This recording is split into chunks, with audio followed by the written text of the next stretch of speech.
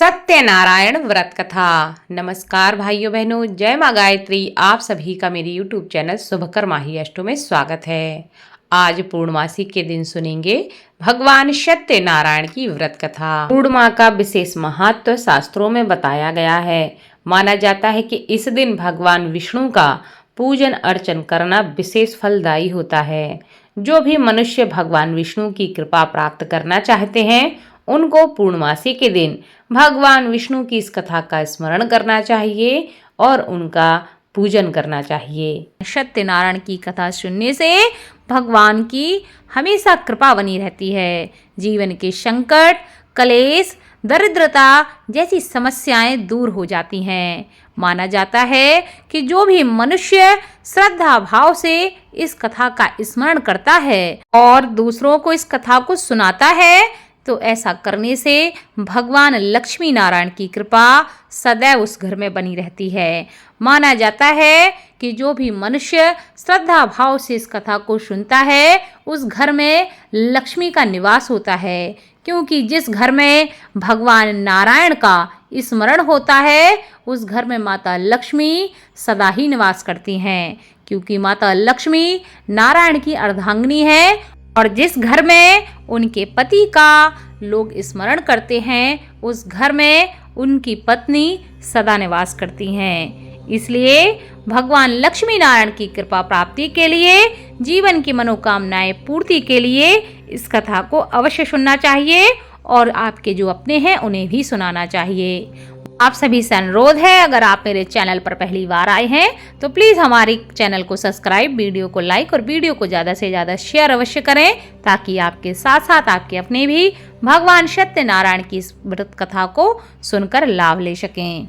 नैमिषारण्य तीर्थ में शौनकादि 88,000 ऋषियों ने श्री सूत जी से पूछा कि हे प्रभु, इस कलयुग में वेद विद्या रहित मनुष्यों को प्रभु भक्ति किस प्रकार प्राप्त हो सकती है तथा उनका उद्धार कैसे होगा।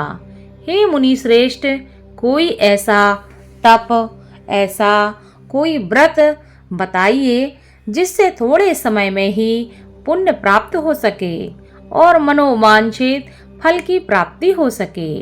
इस प्रकार की कथा सुनने की हमारी इच्छा है।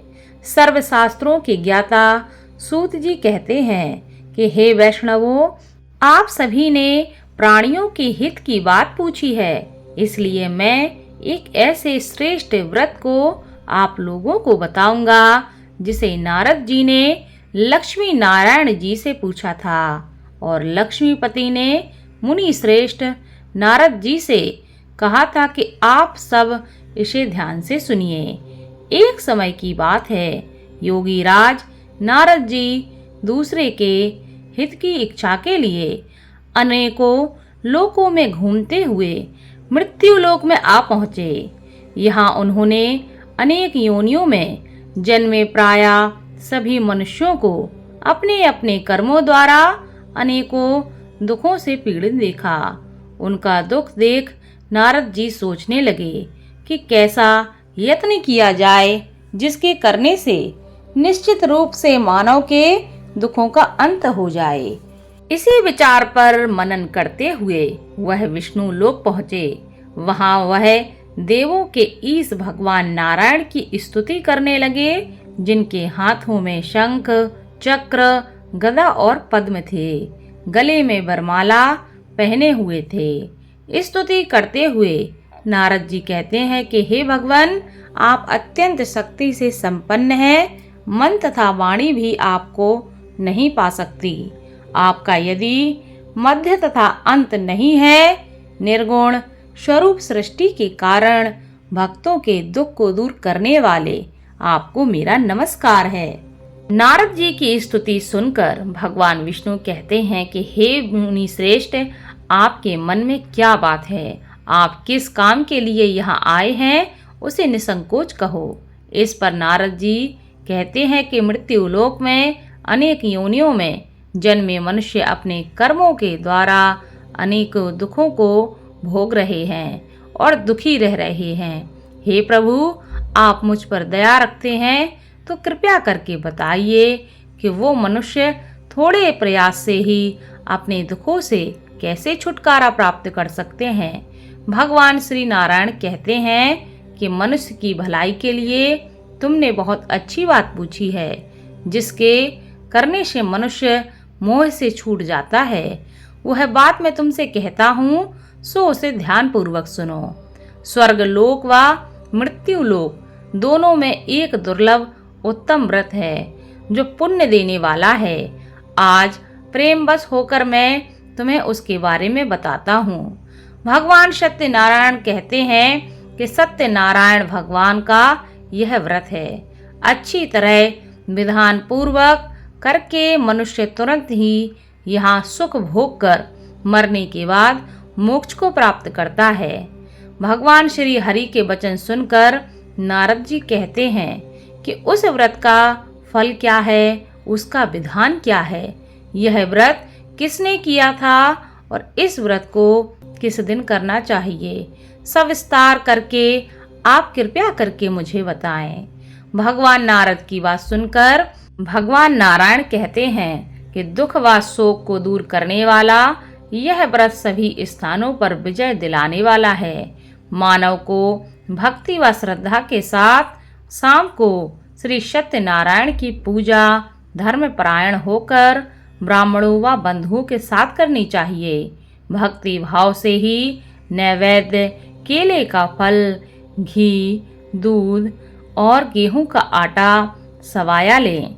गेहूं के स्थान पर साठी का आटा, शक्कर तथा गुड़ लेकर वह सभी भक्षण योग्य पदार्थों को मिलाकर भगवान को भोग लगाएं। ब्राह्मणों सहित बंधु बांधवों को भी भोजन कराएं। उसके बाद स्वयं भोजन करें। भजन कीर्तन के साथ भगवान की भक्ति में लीन हो जाएं। इस तरह से सत्यनारायण भगवान का यह व्रत करने पर मनुष्य की सारी मनोकामनाएं निश्चित रूप से पूरी होती हैं। इसी कलिकाल अर्थात कलयुग में मृत्यु लोक में मोक्ष का यही सबसे सरल और उत्तम उपाय बताया गया है। इति श्री सत्यनारायण व्रत कथा प्रथम अध्याय संपूर्णम। दूसरे अध्याय में सूत जी कहते हैं कि हे ऋषियों, जिसने पहले समय में इस व्रत को किया था उसका इतिहास मैं तुमसे कहता हूँ, सो उसे तुम ध्यान से सुनो। सुंदर काशीपुरी नगरी में एक अत्यंत निर्धन ब्राह्मण रहता था। भूख प्यास से परेशान वह धरती पर घूमता रहता था।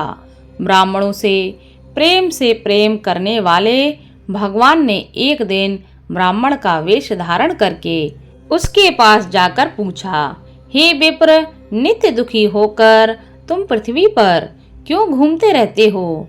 दीन ब्राह्मण कहता है, मैं निर्धन ब्राह्मण हूँ, भिक्षा के लिए धरती पर घूमता रहता हूँ। हे भगवान, यदि आप इसका कोई उपाय जानते हो तो कृपया करके मुझे बताइए। वृद्ध ब्राह्मण कहता है कि सत्यनारायण भगवान मनोवांछित फल देने वाले हैं, इसलिए तुम उनका पूजन करो। ऐसा करने से मनुष्य के सभी दुख दूर हो जाते हैं और मनुष्य को दुखों से मुक्ति मिलती है। वृद्ध ब्राह्मण बनकर आए सत्यनारायण भगवान उस निर्धन ब्राह्मण को व्रत का सारा विधान बताकर अंतर ध्यान हो जाते हैं।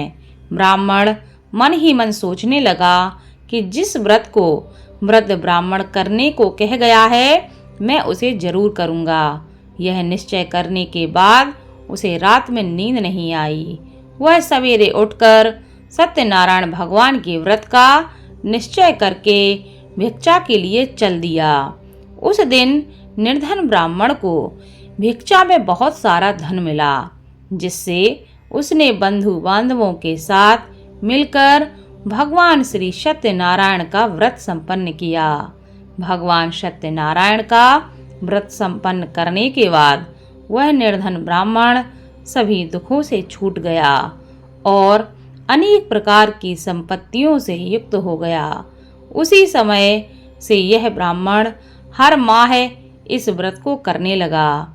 इस तरह से सत्यनारायण भगवान के व्रत को जो मनुष्य करेगा वह सभी प्रकार के पापों से छूटकर मोक्ष को प्राप्त होगा। जो मनुष्य इस व्रत को करेगा वह भी सभी दुखों से मुक्त हो जाएगा। सूत जी कहते हैं कि इस तरह से नारद जी से नारायण जी ने कहा था कि सत्यनारायण व्रत को मैंने तुमसे कहा है। हे विप्रो, अब मैं क्या कहूँ। ऋषि कहते हैं कि हे मुनिवर, संसार में उस विप्र से सुनकर और किस किस ने इस व्रत को किया है, हम सब इस बात को सुनना चाहते हैं। इसके लिए हमारे मन में श्रद्धा का भाव है। सूत जी कहते हैं कि हे मुनियों, जिसने इस व्रत को किया है वह सब सुनो। एक समय वही विप्र धन व ऐश्वर्य के अनुसार अपने बंधु बांधवों के साथ इस व्रत को करने को तैयार हुआ। उसी समय एक लकड़ी बेचने वाला बूढ़ा आदमी आया और लकड़ियां बाहर रखकर अंदर ब्राह्मण के घर जा पहुंचा। प्यास से दुखी वह लकड़हारा उनको व्रत करते देखकर विप्र को नमस्कार करके पूछने लगा कि आप यह क्या कर रहे हैं तथा इसे करने से क्या फल प्राप्त होता है, कृपया मुझे बताइए। ब्राह्मण ने कहा कि सब मनोकामनाओं को पूरा करने वाला यह सत्यनारायण भगवान का व्रत है। इनकी कृपा से ही मेरे घर में धन धान्य आदि की वृद्धि हुई है। हे विप्र, सत्यनारायण व्रत के बारे में जानकर लकड़हारा बहुत प्रसन्न हुआ। चरणामृत लेकर वह प्रसाद खाने के बाद अपने घर गया। लकड़हारे ने अपने मन में संकल्प किया कि आज लकड़ी बेचने से जो धन मिलेगा उसी से सत्यनारायण भगवान का उत्तम व्रत करूंगा। मन में इस विचार को ले बूढ़ा आदमी सिर पर लकड़ियां रखकर उस नगर में बेचने चला गया जहां धनी लोग ज्यादा रहते थे। उस नगर में उसे अपनी लकड़ियों का दाम पहले से 4 गुना अधिक प्राप्त होता है। बूढ़ा प्रसन्नता के साथ दाम लेकर केले, शक्कर, घी, दूध, दही और गेहूं का आटा ले आता है और भगवान सत्यनारायण के व्रत की अन्य सामग्रियां लेकर अपने घर गया। वहां उसने अपने बंधु बांधवों को बुलाकर विधि विधान से सत्यनारायण भगवान का पूजन और व्रत किया। इस व्रत के प्रभाव से वह बूढ़ा लकड़हारा धन, पुत्र आदि से युक्त होकर संसार के समस्त सुख भोग कर अंतकाल में वैकुंठ धाम को चला गया। इति श्री सत्यनारायण व्रत कथा द्वितीय अध्याय संपूर्णम। तृतीय अध्याय में सूत जी कहते हैं कि हे मुनि श्रेष्ठ, अब आगे की कथा मैं तुमसे कहता हूँ। पहले समय में उल्का मुख नाम का एक बुद्धिमान राजा था। वह सत्यवक्ता और जितेंद्रिय था। प्रतिदिन देव स्थानों पर जाता था और निर्धनों को धन देकर उनके कष्ट दूर करता था। उसकी पत्नी कमल के समान मुख वाली तथा सती साध्वी थी। भद्रशिला नदी के तट पर उन दोनों ने श्री सत्यनारायण भगवान का व्रत किया। उसी समय साधु नाम का एक वैश्य आया। उसके पास व्यापार करने के लिए बहुत सा धन भी था।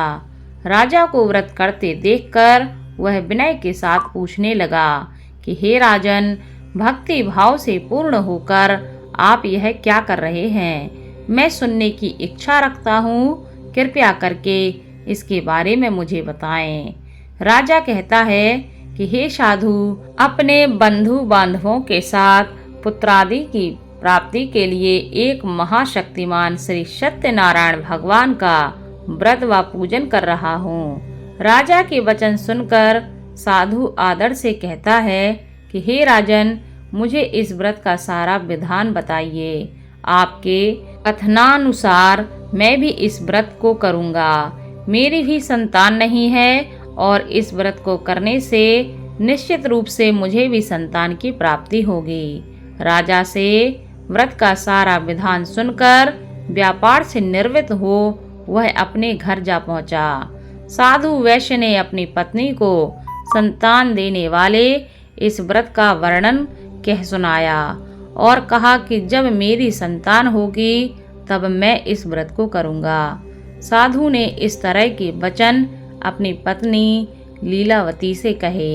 एक दिन लीलावती पति के साथ आनंदित हो सांसारिक धर्म में प्रवृत्त होकर सत्यनारायण भगवान की कृपा से गर्भवती हो गई। 10वें महीने में उसके गर्भ से एक सुंदर कन्या का जन्म हुआ। दिनों दिन वह ऐसे बढ़ने लगी जैसे कि शुक्ल पक्ष का चंद्रमा बढ़ता है। माता पिता ने अपनी कन्या का नाम कलावती रखा।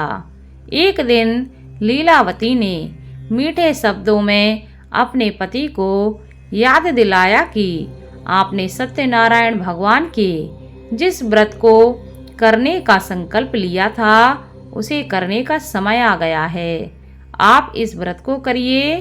साधु कहता है कि हे प्रिय, इस व्रत को मैं उसके विवाह पर करूंगा। इस प्रकार अपनी पत्नी को आश्वासन देकर वह नगर को चला गया। कलावती पिता के घर में रहकर वृद्धि को प्राप्त हो गई। साधु ने एक बार नगर में अपनी कन्या को सखियों के साथ देखा तो तुरंत ही दूत को बुलाया और कहा कि मेरी कन्या के लिए योग्य वर ढूंढ कर लाओ। साधु की बात सुनकर दूत कंचन नगर में जा पहुंचा और वहां देखभाल करके लड़की के सुयोग्य बाणिक पुत्र को ले आया। सुयोग्य लड़के को देखकर साधु ने बंधु बांधवों को बुलाकर अपनी पुत्री का विवाह कर दिया। लेकिन दुर्भाग्य की बात ये कि साधु ने अभी भी सत्यनारायण भगवान का व्रत नहीं किया। इस पर भगवान सत्यनारायण को क्रोध आ गया और उन्होंने श्राप दिया कि साधु को अत्यधिक दुख मिले। अपने कार्य में कुशल साधु बनिया जमाई को लेकर समुद्र के पास स्थित होकर रत्नाशारपुर नगर में गया। वहां जाकर दामाद ससुर दोनों मिलकर चंद्रकेतु राजा के नगर में व्यापार करने लगे। एक दिन भगवान सत्यनारायण की माया से एक चोर राजा का धन चुराकर भाग रहा था। उसने राजा के सिपाहियों को अपना पीछा करते देख चुराया हुआ धन वहां रख दिया जहां साधु अपने जमाई के साथ ठहरा हुआ था। राजा के सिपाहियों ने साधु वैश्य के पास जाकर राजा का धन पड़ा देखा तो वह ससुर जमाई दोनों को बांधकर प्रसन्नता से राजा के पास ले आए और कहा कि उन दोनों चोरों को हम पकड़ लाए हैं, आप आगे की कार्रवाई की आज्ञा दें। राजा की आज्ञा से उन दोनों को कठिन कारावास में डाल दिया गया और उनका सारा धन भी उनसे छीन लिया गया। भगवान सत्यनारायण के श्राप से साधु की पत्नी भी बहुत दुखी हुई। घर में जो धन रखा था उसे चोर चुरा ले गए। शारीरिक तथा मानसिक पीड़ा व भूख प्यास से अति दुखी हो अन्न की चिंता में कलावती के ब्राह्मण के घर आई। वहां उसने श्री सत्यनारायण भगवान का व्रत होते देखा, फिर कथा भी सुनी। वह प्रसाद ग्रहण कर वह रात को घर वापस आई। माता के कलावती से पूछा कि हे पुत्री, अब तक तुम कहाँ थी? तेरे मन में क्या है? कलावती ने अपनी माता से कहा कि हे माता, मैंने एक ब्राह्मण के घर में सत्यनारायण भगवान का व्रत देखा है। कन्या के वचन सुनकर लीलावती भगवान के पूजन की तैयारी करने लगी। लीलावती ने परिवार व बंधु बांधवों सहित सत्यनारायण भगवान का पूजन किया और उसने वर मांगा कि मेरे पति तथा जमाई शीघ्र ही घर वापस आ जाएं। साथ ही यह भी प्रार्थना की कि हम सबका अपराध प्रभु आप क्षमा करें। भगवान सत्यनारायण इस व्रत से संतुष्ट हो गए और राजा चंद्रकेतु को अपने सपने में दर्शन देकर कहा कि हे राजन, तुम उन दोनों वैश्यों को छोड़ दो और तुमने उनका जो धन लिया है उसे वापस कर दो। अगर ऐसा नहीं किया तो मैं तुम्हारा धन व राज्य संतान सभी नष्ट कर दूंगा। राजा को यह शब्द कहकर वह अंतर ध्यान हो गए। प्रातः काल सभा में राजा ने अपना सपना सुनाया। फिर बोले कि बड़े पुत्रों को कैद से मुक्त करके सभा में लाओ। दोनों ने आते ही राजा को प्रणाम किया। राजा मीठी वाणी में बोला, हे महानुभाव, भाग्यवश ऐसा कठिन दुख तुम्हें प्राप्त हुआ है, लेकिन अब तुम्हें कोई भय नहीं है। ऐसा कहकर राजा ने उन दोनों को नए वस्त्र आभूषण भी पहनाए और जितना उनका धन लिया था उससे दुगना धन उन्हें वापस किया और दोनों को वहां से छोड़ दिया और दोनों वैश्य अपने घर चल दिए। इति श्री सत्यनारायण व्रत कथा तृतीय अध्याय संपूर्णम। चौथे अध्याय में सूत जी कहते हैं कि वैश्य ने मंगलाचार कर अपनी यात्रा आरंभ की और अपने नगर की ओर चल दिए। उनके थोड़ी दूर जाने पर एक दंडी वेशधारी श्री सत्यनारायण ने उनसे पूछा, हे साधु, तेरी नाव में क्या है? अभी वाणी बढ़ के हंसता हुआ बोला कि हे दंडी, आप क्यों पूछते हो? क्या धन लेने की इच्छा है? मेरी नाव में तो बेल व पत्ते भरे हुए हैं। वैश्य के कठोर वचन सुनकर भगवान कहते हैं, तुम्हारा वचन सत्य हो। दंडी ऐसे वचन कहकर वहां से दूर चले गए। कुछ दूर जाकर समुद्र के किनारे बैठ गए। दंडी के जाने के बाद साधु वैश्य ने नित्य क्रिया के पश्चात नाव को ऊंची उठते देखकर अचंभा माना और नाव में बेल पत्ते आदि देखकर वह मूर्छित होकर जमीन पर गिर पड़ा। मूर्छा खुलने पर वह अत्यंत शोक में डूब गया। तब उसका दामाद बोला कि आप शोक न मनाएं, यह दंडी का शाप है, इसलिए हमें उनकी शरण में जाना चाहिए, तभी हमारी मनोकामना पूरी होगी। दामाद की बात सुनकर वह दंडी के पास पहुंचा और अत्यंत भक्ति भाव नमस्कार करके कहने लगा, मैंने आपसे जो जो असत्य वचन कहे थे उनके लिए मुझे क्षमा करें। ऐसा कहकर महान शोकातुर हो रोने लगा।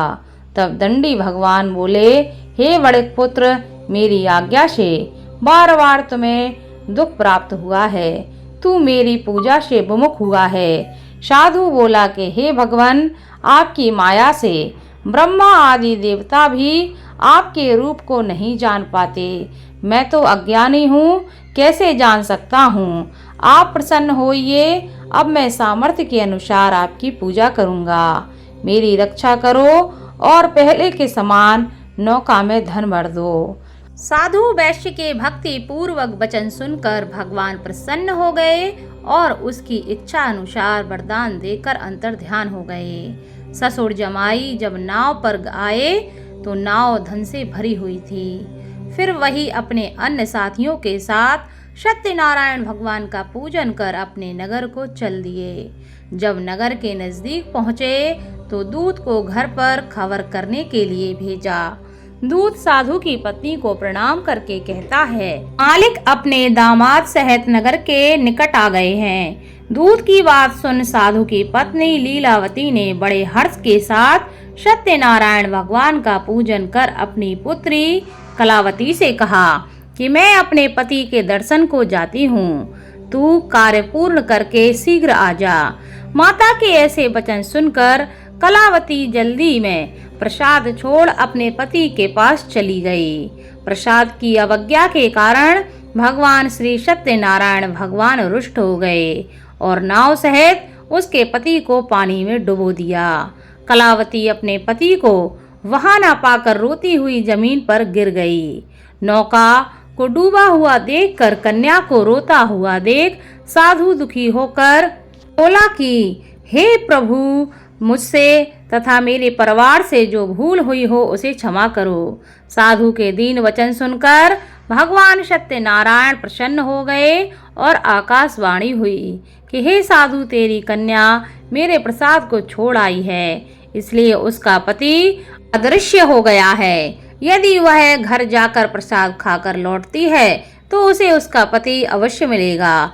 ऐसी आकाशवाणी सुनकर कलावती घर पहुंचकर प्रसाद खाती है और फिर आकर अपने पति के दर्शन करती है। उसके बाद साधु अपने बंधु बांधवों सहित स्त्री सत्यनारायण भगवान का विधि विधान से पूजन करता है और इस लोक का सुख भोग कर अंत में स्वर्ग को जाता है। इति श्री सत्यनारायण व्रत कथा चतुर्थ अध्याय संपूर्णम। 5वें अध्याय में सूत जी बोले कि हे ऋषियों, मैं और एक कथा तुम्हें सुनाता हूँ, उसे भी ध्यान पूर्वक सुनो। प्रजापालन में लीन तुंगध्वज नाम का एक राजा था। उसने भी भगवान का प्रसाद त्याग कर बहुत ही दुख भोगा है। एक बार वन में जाकर वन्य पशुओं को मारकर वह बड़ के पेड़ के नीचे आया। वहां उसने ग्वालों को भक्ति भाव से अपने बंधुओं सहित सत्यनारायण भगवान का पूजन करते हुए देखा। अभिमानवश राजा ने उन्हें देखकर भी पूजा स्थान में नहीं गया और ना ही उसने भगवान को नमस्कार किया। ग्वालों ने राजा को प्रसाद दिया, लेकिन उसने वह प्रसाद नहीं खाया और प्रसाद को वहीं छोड़कर अपने नगर को वापस आ गया।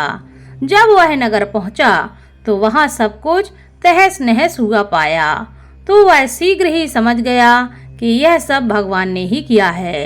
वह दोबारा ग्वालों के पास पहुंचा और विधि पूर्वक पूजा करके प्रसाद खाया और अपनी गलती मानकर भगवान से क्षमा याचना की। भगवान सत्यनारायण की कृपा से सब कुछ पहले जैसा हो गया। दीर्घ काल तक सुख भोगने के बाद मृत्यु के बाद उसे स्वर्ग लोक की प्राप्ति हुई। जो मनुष्य परम दुर्लभ इस व्रत को करेगा तो भगवान सत्यनारायण की कृपा से उसे धन धान्य की प्राप्ति होगी। निर्धन धनी हो जाता है और भय युक्त को जीवन जीता है। संतानहीन मनुष्य को संतान सुख मिलता है और सारे मनोरथ पूर्ण होने पर मानव अंत काल में वैकुंठ धाम को जाता है। सूत जी कहते हैं, जिन्होंने पहले इस व्रत को किया है और उनके दूसरे जन्म की कथा कहता हूँ। वृद्ध सतानंद ब्राह्मण ने सुदामा का जन्म लेकर मोक्ष की प्राप्ति की। लकड़हारे ने अगले जन्म में निषाद बनकर मोक्ष प्राप्त किया। उल्का मुख नाम का राजा दशरथ होकर वैकुंठ को गए।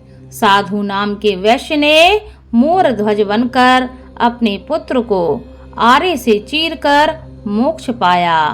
महाराज तुंगध्वज ने स्वयंभू होकर भगवान में भक्ति युक्त हो कर्म कर मोक्ष पाया। इति श्री सत्यनारायण कथा पंचम अध्याय संपूर्णम। बोलो भगवान सत्यनारायण की जय।